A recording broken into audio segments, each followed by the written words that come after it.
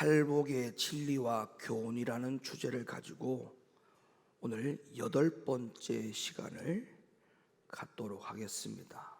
그래서 오늘 8번째 시간으로 화평케 하는 자에 대한 말씀을 여러분들과 나누기를 원합니다. 오늘 본문의 말씀에 보면 화평케 하는 자 이렇게 되어 있습니다.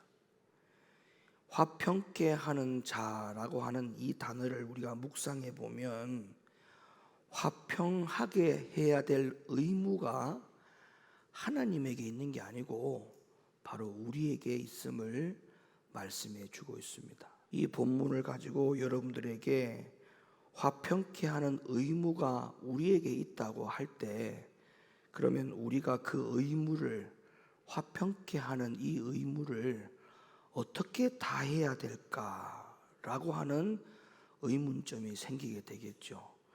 그래서 오늘 저는 여러분들에게 이 화평케 하는 자에 대한 의무를 우리가 이렇게 다 합시다라는 말씀을 여러분들에게 드리고 싶습니다.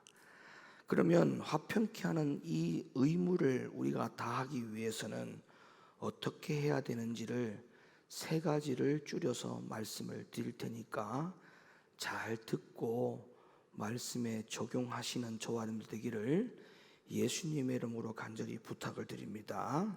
첫째로, 화평케 하는 자의 이 의무를 우리가 어떻게, 누구와 무엇을 해야 되느냐라고 할 때, 첫 번째로는 다른 사람과 화평을 해야 될 의무가 있습니다. 다른 사람과 화평해야 될 의무를 지켜야 됩니다. 이렇게 여러분에게 말씀을 드리고 싶어요. 여러분, 팔복의 자격을 갖추는 그리스도인은 다른 사람과 화평을 유지하여 잘 지내야 하는 것이 의무라는 사실을 기억해야 됩니다. 교회 안에는 교인들 간에 어떤 누구라도 화평하지 못하면 안 됩니다. 가진 자와 가지지 못한 자가 구별되어서도 안 되고, 많이 배운 자와 배우지 못하는 자가 구별되어서도 안 되고, 심지어는 내 성격과 별로 맞지 않다고 해도 그것이 교회 안에서만큼은 구별이 되고 선이 그어지면 안 되는 겁니다. 로마서 12장 18절에 보니까 성경은 우리에게 말씀하기를 할 수 있거든 너희로서는 모든 사람으로 더불어 평화하라, 이렇게 분명히 말씀을 하셨거든요. 여러분, 그런데 이 말씀은 구원받은 사람이라면 당연히 해야 될 의무라는 사실까지도 성경에서는 이어서 말씀을 해주고 있습니다. 어디서? 마태복음 5장 22절부터 말씀을 읽어드릴게요.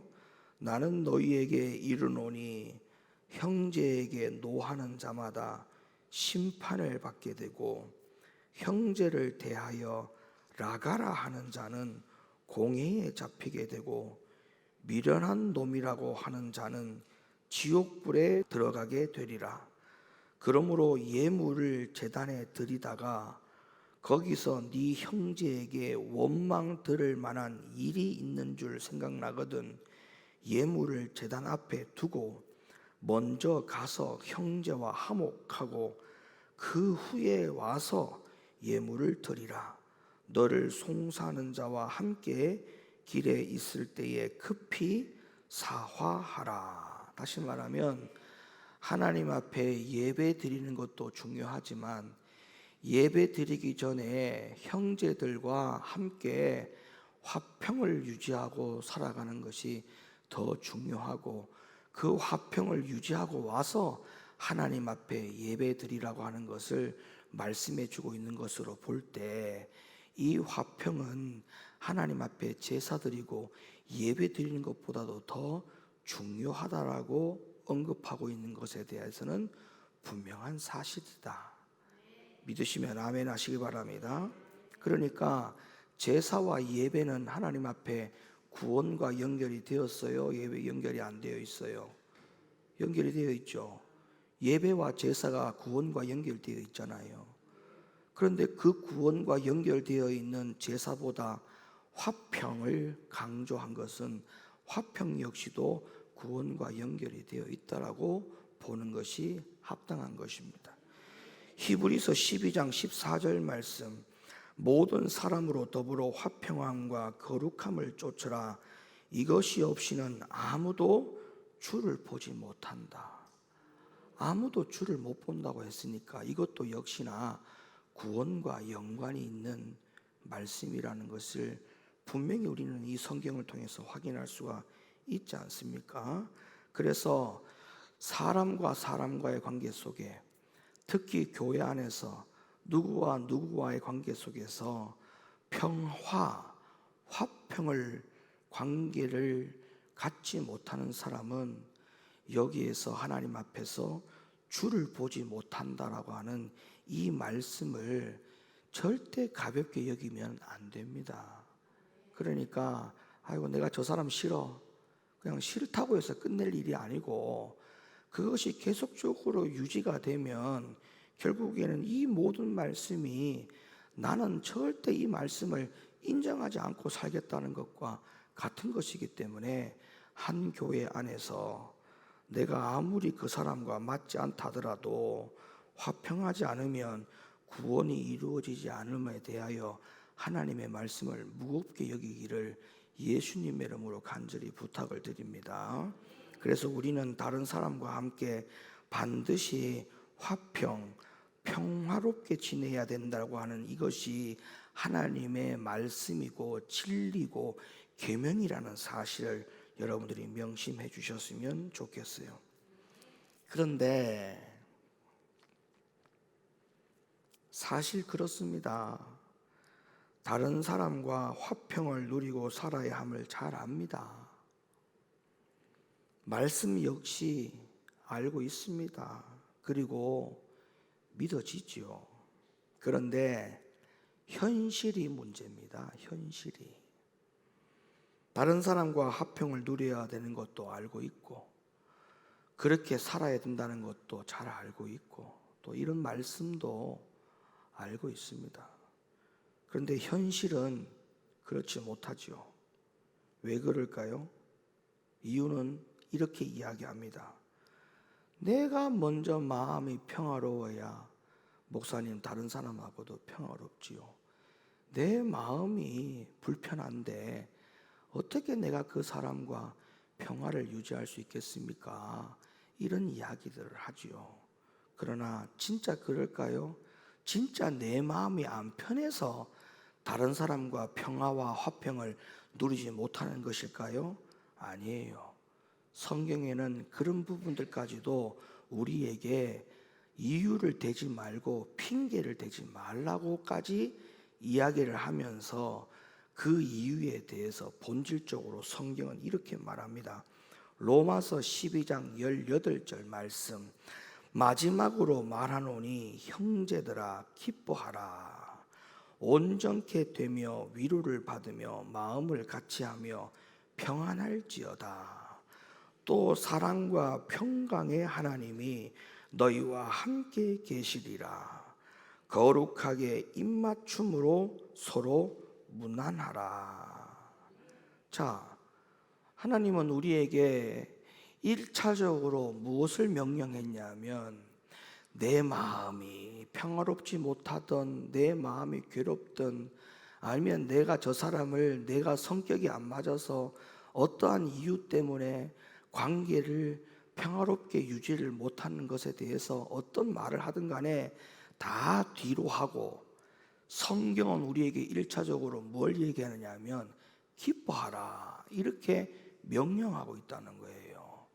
아무리 무슨 일이 있더라도 먼저 기뻐하라는 거예요. 사랑하는 우리 성도 여러분, 여러분의 마음에 희락의 영이 임하기를 예수님의 이름으로 축원합니다. 오늘 이 시간에도 이 말씀을 들으면서도 여러분 마음에 희락의 영이 임하기를 간곡하게 요청합니다.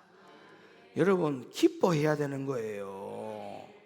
기뻐하지 않으니까 그런 거예요. 자, 그러면 어떻게 기뻐할 수 있는 줄 아세요? 그냥 허허허 웃는다고 해서 마음이 기쁨이 회복이 되느냐? 아니요. 고린도후서 6장 10절 말씀, 근심하는 자 같으나 항상 기뻐하고. 자, 근심했어요. 근심했다고요.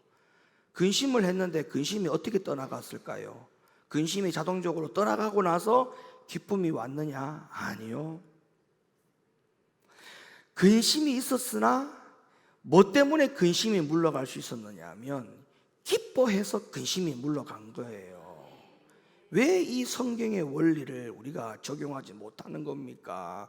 근심이 물러가고 날 때까지 기다렸다가 기뻐하는 게 아니에요. 그런 것은 세상 사람들이 다 할 수 있어요. 염려와 걱정이 떠나가고 난 다음에 마음의 평안을 찾는 거 누구나 다 해요. 여러분, 우리 믿음이라는 게 뭐예요? 믿음이라는 게 믿음을 가질 수 있는 상황이 왔을 때 믿음을 갖는 게 믿음입니까? 그게 무슨 믿음입니까? 그거는 믿음이라고 말하지 않고 국어 대사전을 찾아보세요. 그거를 뭐라고 그러냐면 신념이라고 그래요. 신념. 믿음은 뭐냐? 불가능한 것을 가능케 할 수 있다라고 믿는 그 자체가 믿음인 거예요. 그러면 내가 언제 믿음이 생기는 줄 아세요? 믿음이 생길 수 있도록 환경과 요건을 만들어 줘서 믿음이 생기는 게 아니에요. 그럴지라도 하는 게 믿음이에요. 그럼 보세요. 여기 성경을 다시 보세요. 언제 기뻐하느냐? 근심할 때 기뻐하는 거예요. 근심할 때. 그 다음 말씀 볼래요? 가난한 자 같으나 많은 사람을 부유하게 하고. 여러분, 내가 언제 부유하다고 생각할 수 있는 줄 아세요? 가난이 싹 다 청산되고 빚이 다 청산되고 난 다음에 나는 이제 부유한 자다, 그렇게 결과물이 오는 게 아니에요. 가난하지만 내가 남에게 뭔가를 나누어 줄 수 있을 때, 아, 나는 가난한 자가 아니구나, 부유한 자구나. 그러면 가난에서 벗어날 수 있는 것은 모든 빚을 다 청산할 때까지 기다리고 난 다음에 부유가 되는 게 아니고, 가난한 가운데서도 남을 줄 수 있을 때에 그 가난이 벗어질 수 있는 거예요. 여러분, 이 원리를 이제 알겠어요? 그러니까 기뻐할 수 있을 때 기뻐하고, 믿음을 가질 수 있을 때 믿음을 가지고, 기도할 수 있을 때 기도하고, 그거는 진짜가 아니에요. 본질이 아니에요. 그거는. 여러분, 생각해 보세요. 아니, 기도할 수 있는 여건이 다 만들어지고 기도하고, 여러분, 그게 무슨 기도입니까? 기도할 수 없을 때 그 환경에서 기도하는 그 기도가 진짜 기도예요. 영적으로 사는 방법이 뭔지 아세요? 내가 죄인임을 자꾸 깨달을 때 그게 우리를 살리는 거예요. 그런데 희한해요. 죄인이라는 말을 듣기를 싫어해요. 그게 살리는 단어인데 왜 그거를 듣기 싫어하죠? 주님 앞에도 순서가 있어요. 주님, 나는 죄인입니다. 그리고 난 다음에 주님, 내가 어떻게 하면 됩니까? 그리고 난 다음에 주님이 말씀하시잖아요. 오늘도 이 시간이 하나님이 주시는 말씀을 가지고 여러분의 병든 부분들이 치료가 될 수 있는 기회가 되기를 간곡하게 부탁을 드립니다. 그러면서도 희한해요. 영적인 원리나 육적인 원리가 그렇게 많이 차이가 없어요. 똑같아요. 그런데 육을 위해서는 내가 살기 위해서 그렇게 하면서 영을 위해서 사는 것은 그렇게 하지 않으려고 그래요. 그러면서 본인은 뭐라고 말합니까? 자기는 영적인 사람이라고 말을 합니다. 이거는 아닙니다. 정말 이거는 아니에요, 여러분. 하나님의 말씀이 있잖아요. 분명히 있잖아요. 그러면 이 말씀을 인정해야 돼요. 아, 그렇구나. 아, 분명히 다른 사람과 화평해야 되겠구나. 그리고 화평을 하려고 하니 내가 마음이 불편해서 화평을 못하겠다? 그게 아니에요. 성경은 뭐라고 그래요? 근심하는 자 같으나 근심이 떠나가고 난 다음에 기쁨이 왔나? 아니에요. 근심하는 자 같으나 기뻐하라는 거예요. 그러면 기뻐하는 그 순간에 앞에 있는 근심이 어떻게 되는 거예요? 물러가는 거예요. 부요하고 난 다음에 남을 위해서 봉사하는 게 아니라 남을 위해서 봉사하는 그 자체가 되면 이미 나는 가난에서 벗어지는 거예요. 고린도후서 12장 10절, 그러므로 내가 그리스도를 위하여 약한 것들과 능력과 궁핍과 핍박과 곤란을 기뻐하노니. 여기도 분명히 마찬가지잖아요. 능력과 궁핍과 핍박과 곤란에 근심하노니. 이거 당연하죠. 근심해야 되죠. 근심. 성경에 근심이라고 써줘야 돼요. 그런데 뭐라고 말합니까? 기뻐하노니. 그러면 우리가 주님 앞에 이유와 핑계를 댈 수 없습니다. 내가 불편해서, 내가 저 사람 싫어서, 나랑 안 맞아서, 이런 거는 이유가 될 수 있어요, 없어요? 없어요. 없어요. 성경으로 보면 없어요. 그렇기 때문에 내가 기뻐하지 못하는 것은 내 마음이 먼저 평화롭지 못하는 이유는 환경 때문이 아니에요. 누구 때문이 아니에요. 모든 것은 내가 믿음이 없는 까닭입니다. 믿음이 없는 까닭. 믿음 없으면 믿음 없는 행위가 나오고, 믿음이 있으면 믿음이 있는 행위가 나오게 되어 있어요. 그 행위가 말이든 행동이든 다 표현이 되게 되어 있어요. 그래서 오늘 이 마태복음 5장 9절에서 말씀하는 화평케 하는 자는 복이 있나니, 이 말씀에 화평케 하는 자라고 하는 것은 우리에게 의무가 있다. 그러면 이 의무를 다하기 위해서 어떻게 해야 될까? 첫째, 다른 사람과 먼저 평화를 유지해야 된다. 그러기 위해서는 내 마음이 먼저 평화롭고 난 다음에 해라? 아니죠. 내가 먼저 기뻐하고 내가 먼저 평화를 누리고, 그리고 그것을 말씀대로 다른 사람과 화평을 누릴 수 있도록 그 의무를 다해야 된다. 화평케 하는 자라고 하는 것은 우리에게 의무가 있는데, 두 번째로 우리가 어떤 의무를 다해야 되느냐? 다른 사람과 서로 화평할 뿐만 아니라, 여기에는 단어가 조금 틀려요. 화목하게 해야 될 의무를 지켜야 된다. 앞에서는 제가 화평이라고 했고, 지금 두 번째 단어는 화목이란 단어를 썼어요. 여러분, 믿는 사람들 주변에 보면 서로 화목하게 잘 지내는 사람이 있는가 하면 화목하게 잘 지내지 못하는 사람들이 있죠. 그런데 더 중요한 것은 여러분, 화목하게 지내든 화목하게 지내지 못하든 그것도 우리에게 하나님께서는 말씀하실 때 화목하게 지내라 라고 하는 말씀도 있지만, 우리에게 성경은 화목하게 지내라고 하는 말씀보다 성경에 가보면 화목하게 지내는 것을 이간질해서 서로 관계를 깨는 것에 대하여 경고하는 말씀이 더 많아요. 그러니까 이게 무슨 말이냐면, 화목하게 지내는 것도 굉장히 중요하지만 화목하게 지내게 하는 것을 이간질해서 서로 분리를 시키는 것에 대하여 성경은 더 많이 강조하고 있다는 것은 우리에게 화목이라고 하는 이 단어에 대한 경계가 얼마나 하나님이 중요하게 생각하는지를 우리에게 말씀해 주고 있는 거예요. 여러분, 하나님은 화목을 굉장히 중요합니다. 그런데 이 화목을 깨뜨리게 하는 일을 하는 사람은 하나님이 용서하지 않습니다. 여러분, 성경은요 아주 크게 책망하고 있다는 걸 기억하셔야 됩니다. 화목하게 서로 못 지내는 것보다, 하나님은 거기에 대한 책망보다 이간질하는 책망이 하나님은 더 크게 용서를 하지 않는다고 성경은 분명하게 이야기했어요. 잠언서 16장 28절, 패려한 자는 다툼을 일으키고 말장난하는 사람은 친한 벗을 이간하느니라. 잠언 17장 9절, 허물을 덮어주는 자는 사랑을 구하는 자요, 그것을 거듭 말하는 자는 친한 벗을 이간하는 자니라.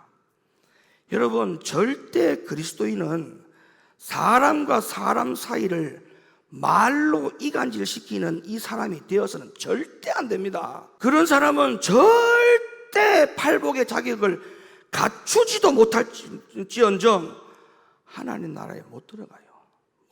그리고 이 땅에서 절대 잘 되지 않습니다. 제가 분명히 말씀드립니다. 사람과 사람 사이를 이간질하는 사람은 이 땅에서 절대 잘 안 됩니다. 망합니다. 큰일 납니다. 여러분은 평생에 그런 일이 단 한 번도 있었어도 안 돼요. 화목하게 지내지 못하는 것은 그거는 개인 사정이에요. 거기까지는 괜찮아. 그런데 말로 화목하게 지내는 사람을 이간질시킨다, 그건 하나님 용서하지 않습니다. 그래서 다른 사람과 화평과 화목을 잘 할 수 있기를 예수님의 이름으로 간곡하게 부탁을 드립니다. 마지막 세 번째로, 화평케 하는 자의 의무를 우리가 지켜야 되는데, 이 세 번째 의무가 가장 중요한 의무입니다. 이 의무는 어떤 의무냐 하면 하나님과 나와 관계 속에서 화목하게 해야 될 의무를 잘 지켜야 돼요. 마태복음 5장 9절에서 화평케 하는 자라는 말씀에는 그 의미가 가장 중요한 의미라고 할 수 있는데요, 로마서 3장 25절, 이 예수를 하나님이 그의 피로 인하여 믿음으로 말미암는 화목 제물로 세우셨으니 이는 하나님께서 길이 참으시는 중에 전에 지은 죄를 간과하심으로 자기의 의로우심을 나타내려 하심이니. 로마서 5장 10절, 곧 우리가 원수 되었을 때에 그 아들의 죽으심으로 말미암아 하나님으로 더불어 화목되었은즉 화목된 자로서는 더욱 그의 살으심을 인하여 구원을 얻을 것이니라. 골로새 1장 20절, 그의 십자가의 피로 화평을 이루사 만물 곧 땅에 있는 것들이라 하늘에 있는 것들을 그로 말미암아 자기와 화목해 되기를 기뻐하심이라. 요한 1서 2장 2절, 저는 우리 죄를 위한 화목 제물이니 우리만 위할 뿐 아니요 온 세상의 죄를 위함이심이라.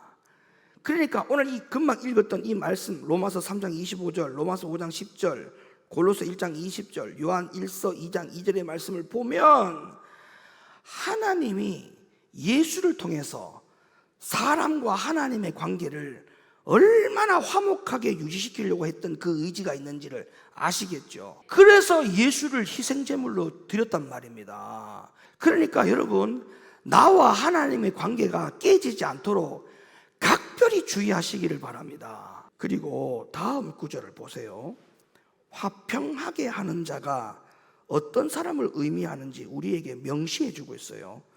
고린도후서 5장 18절, 모든 것이 하나님께로 났나니 저가 그리스도로 말미암아 우리를 자기와 화목하게 하시고 또 우리에게 화목하게 하는 직책을 주셨으니 이는 하나님께서 그리스도 안에 계시사 세상을 자기와 화목하게 하시며 저희의 죄를 저희에게 돌리지 아니하시고 화목하게 하는 말씀을 우리에게 부탁하셨느니라. 이러므로 우리가 그리스도를 대신하여 사신이 되어 하나님이 우리로 너희를 권면하시는 것 같이 그리스도를 대신하여 간구하노니 너희는 하나님과 화목하라. 하나님과 사람이 화목하게 하는 것이 무엇인지 이제 감이 오십니까? 그게 바로 뭡니까? 영혼 관리입니다. 영혼 관리. 영혼 관리가 하나님과 나와의 관계를 회복하는 것이고, 하나님과 나와의 관계 속에서 화목하게 하는 유일한 방법이에요. 영혼 관리가 안 되는 것은요, 하나님과 화목할 수 있는 방법이 없어요. 왜? 하나님은 우리 사람의 외모를 보는 분이 아니라고 분명히 말씀했지 않습니까? 그러니까 하나님과 친밀한 관계를 유지할 수 있는 것은 외모가 아니에요. 마음의 중심이에요. 진정한 그리스도인은 영혼 관리에 지대한 관심을 갖습니다. 로마서 9장 1절 말씀, 내가 그리스도 안에서 참 말을 하고 거짓말을 아니하노라. 내가 큰 근심이 있는 것과 마음에 그치지 않는 고통이 있는 것을 내 양심이 성령 안에서 나로 더불어 증거하노니, 나의 형제 곧 골육의 친척을 위하여 내 자신이 저주를 받아 그리스도에게서 끊어질지라도 원하는 바로다. 로마서 10장 1절, 형제들아 내 마음에 원하는 바와 하나님께 구하는 바는 이스라엘을 위함이니 곧 저희로 구원을 얻게 함이라. 우리가 진짜 구원받은 사람이 맞다면 나와 하나님과의 관계 속에서 영혼 관리가 잘 되어 있을 겁니다. 이거는 틀림없는 사실이에요. 하나님과의 관계가 바로 서 있는데 영혼 관리가 안 돼 있다? 그거는 말이 안 되는 얼불성설이에요. 앞뒤가 안 맞아요. 하나님과 나와의 관계가 바로 되어 있으면 그 사람은 틀림없이 영혼 관리가 잘 되어 있어요. 여러분, 화평케 하는 자가 받게 될 복에 대해서 제가 마지막으로 설명을 드릴게요. 마태복음 5장 9절 말씀, 화평케 하는 자는 복이 있나니 저희가 하나님의 아들이라 일컬음을 받을 것이요. 자, 그러면 여기에 화평케 하는 자가 받게 될 복이 나오죠. 화평케 하는 자의 복은 뭐라고 나오느냐? 하나님의 아들이라 일컬음을 받게 된다, 이렇게 말씀하고 있거든요. 그러면 하나님의 아들이 된다라고 하는 것은 이건 무엇과 바로 연결된다고 여러분 생각하십니까? 구원이에요. 구원을 받았다는 것과 절대 무관하지 않습니다. 갈라디아 4장 6절, 너희가 아들인 고로 하나님이 그 아들의 영을 우리 마음 가운데 보내사 아바 아버지라 부르게 하셨느니라. 그러므로 네가 이후로는 종이 아니요 아들이니 아들이면 하나님으로 말미암아 유업을 이을 자니라. 여러분, 명명백백하게 말씀하고 있어요. 종은 유업으로 받을 수 없지만 아들은 유업으로 받을 수 있다라고 말씀합니다. 또 성경은 거룩뿐만 아니라 모든 사람으로 더불어 화평을 추구하는 자들이 궁극적인 구원을 받는다라고 분명히 말씀하고 있어요. 히브리 12장 14절 말씀 마지막으로 보겠습니다. 모든 사람으로 더불어 화평함과 거룩함을 쫓아라. 이것이 없이는 아무도 주를 보지 못하리라. 그러니까 화평을 해야 될 의무를 지켜라. 그것을 지키지 않으면 아무도 주를 보지 못한다. 그러니까 목사와 사람과의 관계, 성도와의 관계 속에서 화평을 유지하고, 성도와 성도와의 관계 속에서도 화평을 유지하고, 하나님과 여러분의 개인적인 관계에서도 화평을 유지하는, 영혼 관리 잘하는 그런 믿음의 성도들이 다 되어서 마태복음 5장 9절의 말씀처럼 하나님의 아들이라 일컬음을 받는 이 일에 결격 사유가 생기지 않기를 예수님의 이름으로 간절히 축원을 드립니다.